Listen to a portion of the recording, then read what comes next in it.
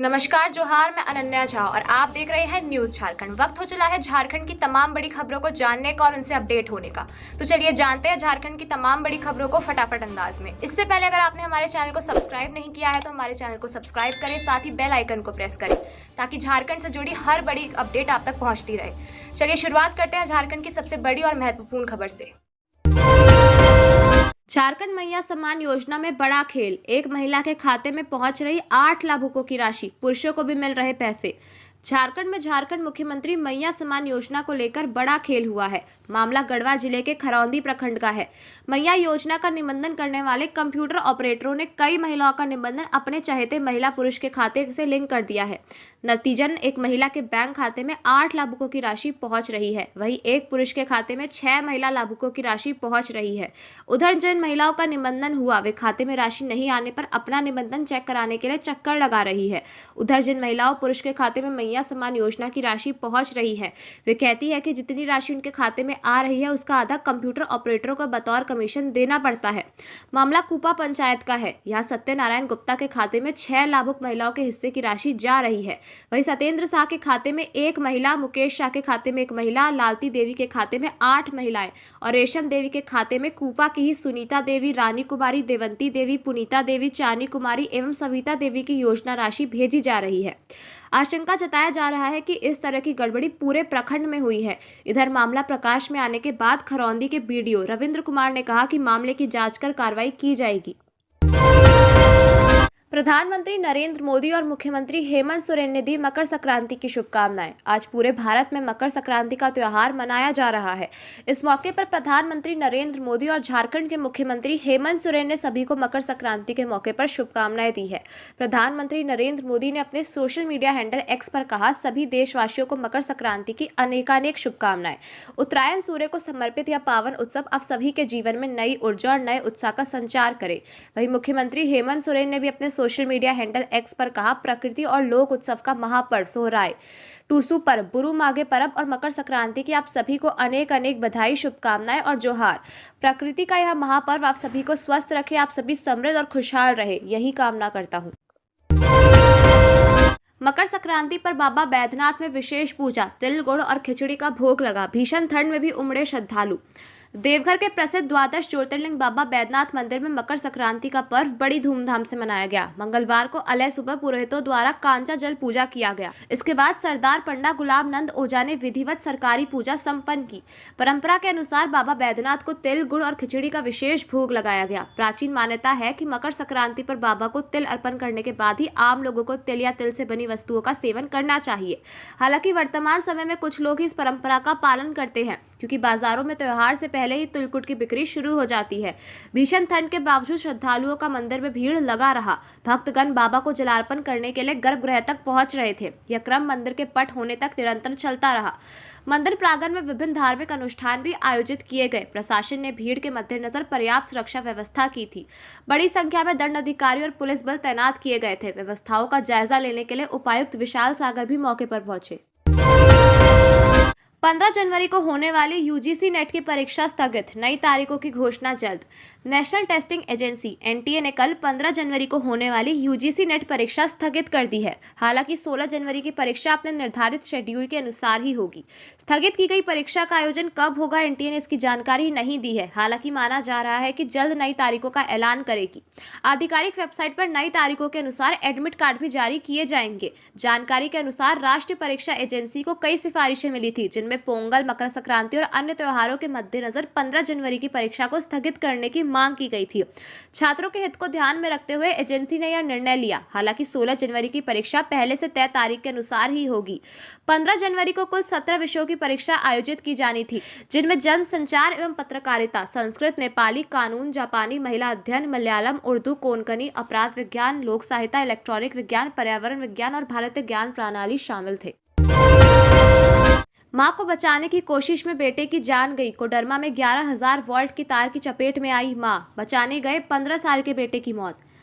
झारखंड के कोडरमा जिले में एक दिल दहलाने वाली घटना सामने आई है। सतगावा थाना क्षेत्र के पुताही गांव के मां को हाई वोल्टेज करंट से बचाने की कोशिश में 15 वर्षीय किशोर की मौत हो गई। घटना में मां भी गंभीर रूप से झुलस गई। घटना उस समय हुई जब संजय राजवंशी की पति रिंकू देवी 35 वर्ष खेत से बकरियां चराकर लौट रही थी। उनके सिर पर घास का गट्टर था। इस दौरान खेत में लगे बिजली के खंभे से लटक रहा 11,000 वोल्ट का तार घास के गट्टर से सट गया। करंट की चपेट में आई मां को बचाने के लिए वहां मौजूद उनका बेटा रोहित उर्फ कारू दौड़ा। उसने मां को धक्का देकर बचाने की कोशिश की, लेकिन खुद करंट की चपेट में आ गया और उसकी मौके पर ही मौत हो गई। गंभीर रूप से झुलसी रिंकू देवी का पहला सामुदायिक स्वास्थ्य केंद्र सतगावा ले जाया गया। प्राथमिक उपचार के बाद उन्हें कोडरमा सदर अस्पताल रेफर किया गया। हालत गंभीर होने के कारण वहां से उन्हें रिम्स रांची भेज दिया गया। मृतक किशोर के पिता दिल्ली में काम करते हैं। परिवार में 2 भाई और 1 बहन है। बेटे की मौत से परिवार टूट गया है और परिजन का रो रो कर बुरा हाल है। गिरिडीह में दर्दनाक सड़क हादसा, कार से टकराई बाइक, 22 साल के युवक की मौत, परिवार ने मांगा मुआवजा। झारखंड के गिरिडीह में एक दर्दनाक सड़क हादसे में 22 वर्षीय युवक की मौत हो गई है। मुफस्सिल थाना क्षेत्र के बदडीहा में कार और बाइक की आमने सामने की टक्कर में बाइक सवार युवक गंभीर रूप से घायल हो गया है। पुलिस ने घायल को तत्काल सदर अस्पताल पहुंचाया, जहां डॉक्टरों ने उसे मृत घोषित कर दिया। मृतक की पहचान पीटान थाना क्षेत्र परसबनी निवासी हीरालाल सोरेन के पुत्र संदीप सोरेन के रूप में हुई है। परिजनों के अनुसार संदीप पल्सर बाइक से अपने माता पिता को घर छोड़ने के बाद मामा के घर पंचबा थाना क्षेत्र के तिलैया तांड लौट रहा था। इसी दौरान सामने से आ रही एक कार ने उसकी बाइक को टक्कर मार दी। स्थानीय मुखिया ने घटनास्थल पर पहुंचकर स्थिति का जायजा लिया और प्रशासन से मृतक के परिवार के लिए उचित मुआवजे की मांग की है। घटना के बाद से मृतक के परिजनों का रो रो कर बुरा हाल है। पुलिस मामले की जांच कर रही है। झारखंड का मिनिमम टेम्परेचर 7 डिग्री चढ़ा। वेस्टर्न डिस्टर्बेंस की वजह से बादल। 19 जनवरी से फिर सताएगी ठंडी हवा। झारखंड में वेस्टर्न डिस्टर्बेंस का असर अब साफ दिख रहा है। वेस्टर्न डिस्टर्बेंस के कारण ही आकाश में बादल छाए हैं। इससे न्यूनतम तापमान चढ़ गया है। कई जिलों का न्यूनतम तापमान 2 से 3 दिनों में 5 से 7 डिग्री सेल्सियस तक चढ़ा है। सोमवार को राज्य के अधिकतर जिलों का तापमान 10 डिग्री सेल्सियस से अधिक बना रहा। बात राजधानी रांची की करें तो यहाँ का तापमान 10 डिग्री सेल्सियस के पार रहा। सबसे अधिक ठंडा गुमला जिला रहा। वहाँ का न्यूनतम तापमान 10 डिग्री सेल्सियस के नीचे रहा। सबसे अधिक तापमान 28 डिग्री सेल्सियस डाल्टनगंज का रिकॉर्ड किया गया। मौसम केंद्र के पूर्वानुमान के मुताबिक 18 जनवरी तक आंशिक बादल छाए रहेंगे। लोगों को ठंड से थोड़ी राहत मिलती रहेगी। रात और सुबह का तापमान बहुत नहीं गिरेगा। मौसम विभाग का पूर्वानुमान है कि 17 जनवरी तक रांची के तापमान में कोई खास परिवर्तन नहीं होगा। मौसम वैज्ञानिक अभिषेक आनंद के मुताबिक पूरे झारखंड में 18 जनवरी तक आंशिक बादल छाए रहेंगे। 19 से मौसम साफ रहेगा। पलामू, गढ़वा, चतरा, कोडरमा, लातेहार और लोहरदगा में अगले 1 से 2 दिनों में न्यूनतम तापमान में 2 से 4 डिग्री सेल्सियस की गिरावट आ सकती है। आज न्यूनतम तापमान 10 डिग्री व अधिकतम तापमान 25 डिग्री सेल्सियस रहने की संभावना है। वही बादल छाए रहने के कारण कनकनी नहीं सताएगी। जिला प्रशासन की जांच पूरी। स्कूल प्रिंसिपल ने मांगी माफी। धनबाद के दिगवा डी कार्मेल स्कूल में छात्राओं से शर्ट उतरवाने के मामले की जांच कर रही जिला प्रशासन की टीम ने अपनी रिपोर्ट तैयार कर ली है। एसडीएम राजेश कुमार ने बताया कि छात्राओं, अभिभावकों और स्कूल प्रबंधन से बातचीत के बाद सीसीटीवी फुटेज की जांच की गई। उन्होंने कहा कि फुटेज में कोई आपत्तिजनक घटना नहीं दिखी। अभिभावकों और स्कूल प्रबंधन के बीच बैठक में सहमति बनी कि इस मामले को सौहार्दपूर्ण तरीके से सुलझाया जाएगा। प्रिंसिपल ने भी माफी मांगते हुए आश्वासन दिया कि भविष्य में ऐसी कोई घटना नहीं होगी। वहीं स्कूल के पटना मुख्यालय ने प्रिंसिपल सिस्टर एस देवाश्री को प्रशासनिक जिम्मेदारियों से अलग कर दिया है। जांच पूरी होने तक उन्हें प्रबंधन कार्य से दूर रहने का निर्देश दिया गया है। एनसीपीसीआर के निर्देश पर सीडब्ल्यूसी ने भी छात्राओं से बातचीत की है। सीडब्ल्यूसी के चेयरमैन उत्तम मुखर्जी ने कहा कि जांच प्रारंभिक चरण में है। अगर आरोप साबित हुए तो जुवेनाइल जस्टिस एक्ट के तहत कार्रवाई की जाएगी। साथ ही जिला प्रशासन ने कहा कि 10वीं की छात्राओं की परीक्षा प्रभावित ना हो, इसके लिए जरूरत पड़ने पर उनकी काउंसलिंग की जाएगी। बाबूलाल मरांडी का राज्य सरकार पर हमला। कहा, नगर निकाय चुनाव ना करना भ्रष्टाचार और अनियमितताओं को दे रहा बढ़ावा। बीजेपी प्रदेश अध्यक्ष बाबूलाल मरांडी ने एक बार फिर राज्य सरकार को निशाना बनाया है। बाबूलाल मरांडी ने कहा कि नगर निकाय चुनावों के प्रति उदासीनता और हाई कोर्ट के आदेशों की अवहेलना कर राज्य सरकार जनता की लोकतांत्रिक और संवैधानिक अधिकारों का हनन कर रही है। उन्होंने अपने सोशल मीडिया हैंडल एक्स पर कहा कि राज्य निर्वाचन आयोग ने भी हाई कोर्ट को अवगत कराया है कि राज्य सरकार आवश्यक सहयोग प्रदान नहीं कर रही है। नगर निकाय चुनावों को टालकर राज्य सरकार प्रशासकों के माध्यम से इनके संचालन का काम कर रही है। इन प्रशासकों के संरक्षण में नगर निकायों में भ्रष्टाचार और अनियमितताओं का बोलाबाला बढ़ रहा है। बिना निर्वाचित प्रतिनिधित्व के नागरिक हितों की अनदेखी कर राज्य सरकार बड़े घोटालों को अंजाम दे रही है। बाइकर्स सावधान, साइलेंसर के साथ छेड़छाड़ किया तो कटेगा 5,000 का फाइन, जाना पड़ सकता है जेल। हजारीबाग जिले में पटाखों जैसी आवाज के साथ बाइकों के मॉडिफाई साइलेंसर से लोगों को परेशान करने की घटना को लेकर पुलिस बड़ी कार्रवाई कर रही है। हजारीबाग एसपी ने स्पष्ट कर दिया है कि जो भी ऐसी बाइक चलाते हुए पकड़े जाएंगे तो उनके ऊपर केस किया जाएगा और जेल तक भेजा जा सकता है। दूसरी ओर ट्रैफिक पुलिस वैसे बाइकर्स पर नकेल कसना भी शुरू कर दिया है। साथ ही 5,000 रुपए फाइन के साथ साथ साइलेंसर भी जब्त किया जा रहा है। हजारीबाग यातायात पुलिस वैसे बाइकर्स जो मोटरसाइकिल से पटाखे जैसी आवाज निकालते हैं और अपने साइलेंसर को मॉडिफाइड कर दिया है, उनके खिलाफ अभियान चला रही है। ट्रैफिक पुलिस ऐसे चालकों के खिलाफ 5,000 रुपए फाइन काट रही है। उनका मॉडिफाइड साइलेंसर भी जब्त किया जा रहा है। साथ ही यह चेतावनी दी जा रही है कि अगले बार अगर ऐसे पकड़े गए तो केस भी कर दिया जाएगा। दरअसल पुलिस को लगातार शिकायत मिल रही थी कि शहर में कई ऐसे बुलेट चालक हैं जिन्होंने अपनी साइलेंसर को मॉडिफाइड कर दिया है। कुछ बाइक वाले गोली जैसी आवाज गाड़ी से निकाल रहे हैं। इसके बाद हजारीबाग एसपी के निर्देश पर अभियान शुरू किया गया। झारखंड का पॉपुलेशन 4,06,06,000, टीनेजर्स की संख्या लगभग 1.5 करोड़। केंद्र की जनसंख्या प्रोजेक्शन रिपोर्ट का खुलासा। झारखंड की आबादी बीते 14 साल में 76,18,790 बढ़ी है। अब राज्य की आबादी 4,06,06,924 हो गई है। इस आंकड़े में टीनेजर्स की संख्या करीब 1.5 करोड़ के करीब है। राज्य के बड़े शहरों की आबादी की बात करें तो रांची, धनबाद और पूर्वी सिंहभूम ऐसे जिले हैं जहां की आबादी सबसे अधिक बढ़ी है। राजधानी रांची की आबादी बीते 14 साल में 6,60,947 हो गई है। यह खुलासा जन्म मृत्यु का आंकड़ा व अन्य तथ्यों के आधार पर केंद्र सरकार की ओर से जनसंख्या की प्रोजेक्शन रिपोर्ट में हुआ है। केंद्र सरकार से जनसंख्या पर राज्य चुनाव कार्यालय को यह रिपोर्ट मिली है। झारखंड देश में क्षेत्रफल के आधार पर 15वां और जनसंख्या के आधार पर 14वां सबसे बड़ा राज्य है। केंद्र सरकार से जनसंख्या पर राज्य चुनाव कार्यालय को मिली रिपोर्ट के अनुसार बीते 14 साल में सबसे ज्यादा आबादी रांची में बढ़ी है। यह संख्या 6.40 लाख है। वहीं धनबाद 6.1 लाख बढ़ोतरी के साथ दूसरे नंबर पर है। हालांकि वर्ष 2011 के बाद जनगणना नहीं हुई है, लेकिन जन्म मृत्यु का आंकड़ा व अन्य तथ्यों के आधार पर केंद्र सरकार ने जनसंख्या की प्रोजेक्शन रिपोर्ट बनाई है। अग्निवीर वायु भर्ती के लिए आवेदन 27 जनवरी तक, मार्च में होगी परीक्षा। इंडियन एयरफोर्स में अग्निवीर स्कीम के तहत अग्निवीर वायु की भर्ती होगी। इसके लिए ऑनलाइन आवेदन की प्रक्रिया शुरू है। 27 जनवरी तक फॉर्म भरे जा सकते हैं। इस भर्ती के लिए ऑनलाइन एग्जाम मार्च में होगा। इस भर्ती के लिए शैक्षणिक योग्यता मैथ्स, फिजिक्स व इंग्लिश विषय में 50% अंकों के साथ 12वीं पास और इंग्लिश में 50% अंक जरूरी है। इसी तरह पॉलीटेक्निक संस्थानों में mechanical, electrical, automobile, computer science, instrumentation technology, सूचना प्रौद्योगिकी में 3 साल का डिप्लोमा कोर्स 50% अंकों के साथ पास अभ्यर्थी भी आवेदन कर सकते हैं। साइंस के अलावा किसी भी अन्य स्ट्रीम से 12वीं पास अभ्यर्थी भी आवेदन कर सकते हैं, लेकिन अंग्रेजी में 50% अंकों के साथ पास होना अनिवार्य है। आवेदक की जन्म तिथि 1 जनवरी 2005 और 1 जुलाई 2008 के बीच होना जरूरी है। आवेदन शुल्क के तौर पर 550 रुपये के अलावा जीएसटी भी देय होगा। आवेदन के लिए विस्तृत जानकारी वेबसाइट पर जारी की गई है।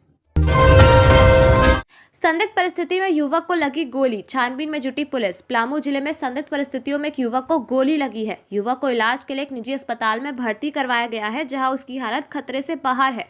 पुलिस पूरे मामले में छानबीन कर रही है, साथ ही जख्मी युवक से पूछताछ भी कर रही है। पलामू के मेदिनीनगर के रहने वाले मोंटी पांडे नामक युवक को संदिग्ध परिस्थितियों में गोली लगी है।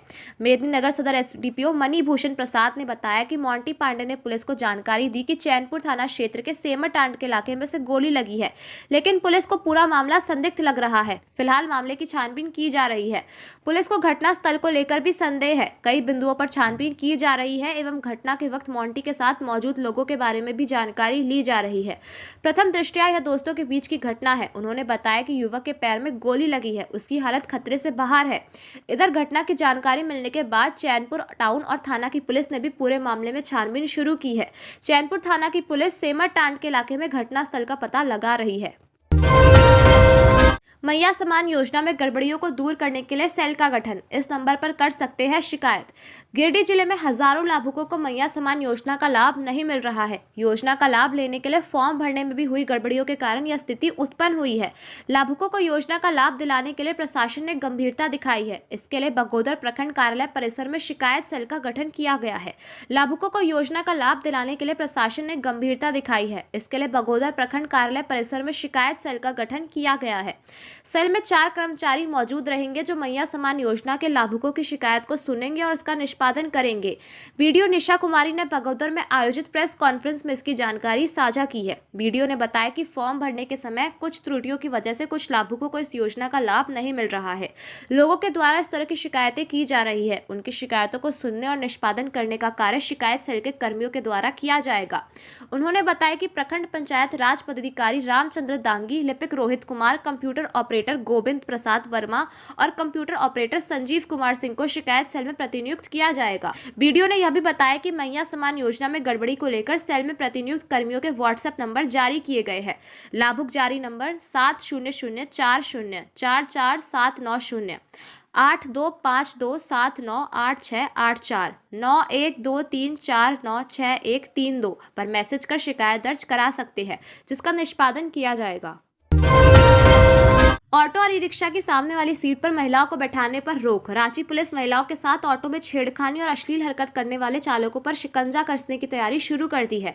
इसके तहत अब ऑटो की सामने वाली सीट पर चालक महिलाओं को नहीं बैठा सकते हैं। ट्रैफिक पुलिस ने इस पर रोक लगा दी है।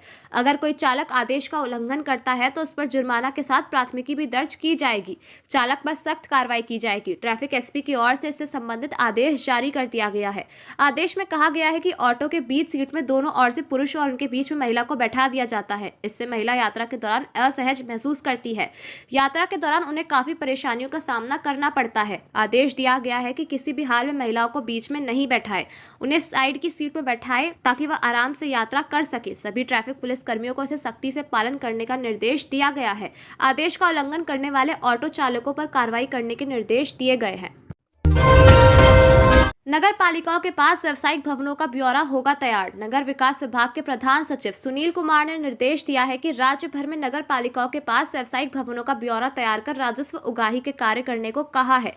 सचिव ने कहा है कि राज्य में अब भी कई व्यावसायिक भवन है जिसका ब्यौरा सही तरीके से नहीं रखा जा रहा है और न ही उसका किराया निर्धारण और वसूली सही तरीके से हो रही है।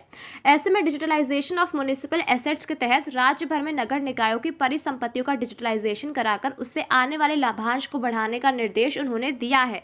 15वें वित्त आयोग के अनुरूप संपत्ति कर में किए गए सुधारों के कारण कर संग्रहण में वृद्धि हुई है। अधिकारियों ने बताया कि 2020-21 में इस मद में कर संग्रहण 147 करोड़ रुपए था, जो 2023-24 में बढ़कर 220 करोड़ रुपए हो गया। हालांकि अभी कई क्षेत्रों में सुधार की संभावना है।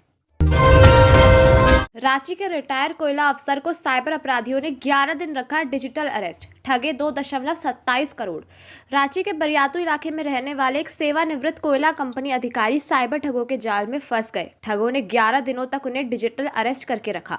इस दौरान ठगों ने उनसे 2.27 करोड़ रुपए की ठगी कर ली। इन पैसों में उनकी पत्नी की जमा पूंजी भी शामिल है। पीड़िता ने इस घटना की शिकायत सीआईडी के साइबर थाने और साइबर क्राइम हेल्पलाइन नंबर 1930 पर दर्ज कराई है। मिली जानकारी के अनुसार 10 दिसंबर 2024 को पीड़िता के मोबाइल पर एक कॉल आया। कॉल करने वाले ने खुद को ट्राई का अधिकारी बताया और कहा कि उनके नंबर से अवैध विज्ञापन और भ्रामक संदेश भेजे जा रहे हैं। इसके बाद उन्हें अरेस्ट करने की धमकी दी गई। ठगों ने वीडियो कॉल के जरिए उन्हें डराया और 10 से 20 दिसंबर के बीच 8 बार में अलग अलग बैंक खातों में 2.27 करोड़ रुपए ट्रांसफर करवा लिए। बताया जा रहा है कि इस गिरोह में एक महिला भी शामिल थी। महिला ने खुद को दिल्ली क्राइम ब्रांच की अधिकारी बताया। ठगों ने पीड़ित को लगातार कैमरे के सामने रहने और पैसे ट्रांसफर करने का दबाव बनाया। इस घटना में पीड़ित की जिंदगी भर की जमा पूंजी चली गई। लोहरदगा के कुडू बस स्टैंड पर दिन दहाड़े गोलीबारी, एक अपराधी घायल। मंगलवार की सुबह बाइक सवार 2 अपराधियों ने कुडू बस स्टैंड पर एक बस एजेंट को गोली मारकर भागने की कोशिश की तो दूसरी ओर से भी गोली चलने लगी। दिन दहाड़े भीड़ भरी बस स्टैंड से गोली की आवाज से दहशत फैल गई। जानकारी के मुताबिक मोटरसाइकिल पर सवार 2 अपराधी बस स्टैंड पहुंचे थे। वहां पर मौजूद बस एजेंट संतू पासवान पर एक अपराधी ने गोली चला दी। हालांकि संतू पासवान इस गोलीबारी में बाल बाल बच गए। वहीं मौके पर मौजूद दूसरे अपराधी एनामुल ने पहले अपराधी के सिर में गोली मार दी, जिससे वह गंभीर रूप से घायल हो गया। घटना में एक अपराधी के घायल होने की सूचना है। घायल अपराधी को तुरंत इलाज के लिए रांची रिम्स रेफर कर दिया गया है। घटना की जानकारी मिलते ही कुडू थाना पुलिस मौके पर पहुंच गई और पूरे मामले की जांच शुरू कर दी। पुलिस हर पहलू की गहनता से जांच कर रही है। समझा जा रहा है कि आपसी रंजिश के कारण अपराधियों के बीच यह घटना हुई। स्थानीय लोगों ने तुरंत कार्रवाई करते हुए दूसरे अपराधी एनामुल को पकड़ लिया। पुलिस अब मामले की जांच कर रही है। झारखंड में शिक्षकों की नियुक्ति और ट्रांसफर नियमावली में होगा बदलाव, सरकार का फैसला, क्या वजह? राज्य सरकार शिक्षकों की नियुक्ति नियमावली और स्थानांतरण नियमावली में बदलाव करने जा रही है। इसमें उन बिंदुओं को बदला जा रहा है जिस पर नियुक्ति व स्थानांतरण प्रक्रिया के दौरान अड़चन आई थी। इसे संशोधित किया जा रहा है। संशोधित नियमावली के बाद नए सिरे से शिक्षकों की नियुक्ति और शिक्षकों का स्थानांतरण हो सकेगा। स्कूली शिक्षा व साक्षरता विभाग ने इसकी तैयारी शुरू कर दी है। नियमावलियों में संशोधन के लिए शिक्षा विभाग अलग अलग कमेटी का भी निर्धारण कर रही है। राज्य के 26,001 सहायक आचार्यों की नियुक्ति की प्रक्रिया चल रही है। इसकी परीक्षाएं हो चुकी है और कोर्ट के निर्देश पर रिजल्ट रोक दिया है। नियमावली में पारा शिक्षकों के लिए तय क्वालिफाइंग अंक को सही नहीं कहा गया है। अभ्यर्थियों ने इसे चुनौती दी है। क्वालिफाइंग अंक में बदलाव होता है तो नियमावली में बदलाव किया जाएगा। 26,001 पदों पर नियुक्ति होने के बाद 23,999 पद पर बहाली निकाली जाएगी। इस साल राज्य सरकार हाई स्कूलों में भी शिक्षकों की नियुक्ति करेगा। इसके लिए भी रिक्तियां जुटाने की कार्रवाई शुरू कर दी है। इसके अलावा शिक्षकों की स्थानांतरण नियमावली में अंतर जिला स्थानांतरण के लिए तय की गई प्राथमिकता के आधार पर अंक निर्धारित है। इसमें जोन में पद स्थापित उम्र के अनुसार अलग अलग अंक तय किए गए हैं। मकर संक्रांति आज, जानिए क्या है इसका महत्व। आज देश भर में मकर संक्रांति का त्यौहार बड़े हर्षोल्लास के साथ मनाया गया है। यह पर्व हर साल 14 या 15 जनवरी को मनाया जाता है, जब सूर्य मकर राशि में प्रवेश करता है। इसे हिंदू पंचांग के अनुसार शुभ तिथि माना जाता है। मकर संक्रांति के दिन सूर्य उत्तरायण होता है, जिससे दोनों की अवधि बढ़ने लगती है और सर्दी कम होने लगती है। धार्मिक दृष्टि से इस दिन गंगा स्नान, दान पुण्य और पूजा का विशेष महत्व होता है। लोग इस दिन तिल और गुड़ से बने व्यंजन खाते हैं और एक दूसरे को शुभकामनाएं देते हैं। उत्तर भारत में इस पर्व को खिचड़ी के रूप में भी मनाया जाता है, जबकि गुजरात और राजस्थान में पतंग उत्सव का आयोजन किया जाता है। दक्षिण भारत में इसे पोंगल के नाम से जाना जाता है और वहां धूमधाम से मनाया जाता है। मकर संक्रांति सिर्फ एक पर्व नहीं बल्कि प्रकृति, सामाजिक और सांस्कृतिक समरसता का प्रतीक है। यह हमें नई शुरुआत करने और दूसरों के साथ प्रेम और सद्भाव साझा करने की प्रेरणा देता है। झारखंड के कई जिलों के सीईओ और रजिस्ट्रार के तबादले की तैयारी। झारखंड में अगले कुछ दिनों में भूमि निबंधन एवं राजस्व विभाग के कई अधिकारियों का तबादला किए जाने की तैयारी है। पुख्ता जानकारी के मुताबिक रांची, जमशेदपुर, धनबाद, बोकारो, हजारीबाग, देवघर, सरायकेला और खूंटी समेत अन्य कई जिलों में पदस्थापित रजिस्ट्रार और सीईओ के ट्रांसफर की लिस्ट बनकर तैयार हो चुकी है। विभागीय मंत्री से सहमति मिलने के बाद लिस्ट जारी कर दी जाएगी। इस बार होने वाली ट्रांसफर पोस्टिंग में नए बैच के अधिकारियों को भी जगह मिल सकती है। जमशेदपुर, चतरा और रांची जिले के अवर निबंधक भी बदले जा सकते हैं। दरअसल कई जिलों में सीईओ और रजिस्ट्रार लंबे समय से जमे हुए हैं।